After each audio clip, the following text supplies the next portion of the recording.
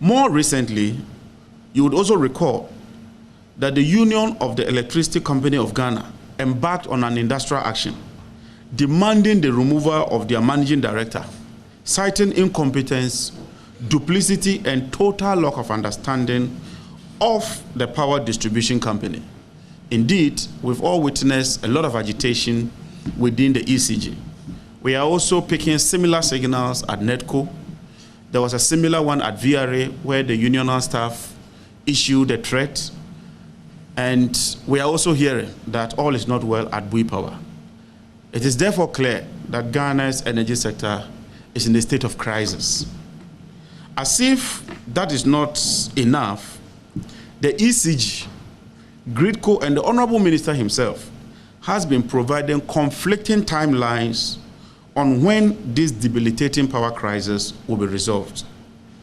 What is even more disturbing is that despite confirmation from GRIDCO a couple of weeks ago that the country would continue to experience these power outages into the foreseeable future, for which reason they promised to publish a load management schedule, the anticipated schedule has been put on hold due to political pressure from the executive.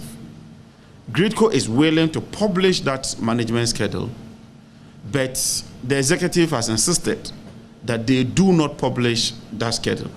And so the ordinary Ghanaian is having to bear the brunt of these intermittent outages and its accompanying challenges with distraction to gadgets, whilst GRIDCO would have ordinarily published the schedule. It is a well-known fact, especially among energy sector industry players, that the current outages in the country is due to financial challenges and not the unconvincing reasons that we have been receiving from them. This is because the transmission lines and transformers are congested, and they are congested due to underinvestment and lack of regular maintenance arising from the poor financial health of the energy sector SOEs. We are not just criticizing, we are not just pointing faults. As a responsible minority committed to serving this country and poised to occupy the seat of government, we are providing alternative solutions, providing some pointers for government to consider. One, the energy sector players must be proactive and inform, that is publish, a schedule to electricity consumers who will be affected by these outages in advance, so that would-be or affected customers can take remedial steps to mitigate the effect of such outages.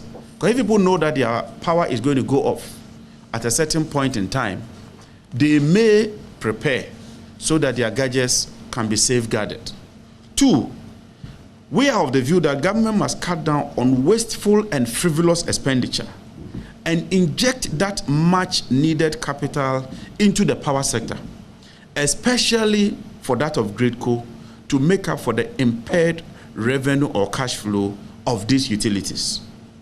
Government must desist from political interference in the management of the energy sector. Consequently, we wish to caution government to refrain from engaging in political appointments within these utility companies, especially at middle management levels when vacancies are declared. We believe that at least, as for the middle management levels, when vacancies are declared, the top management should be empowered and should be allowed to go through this process.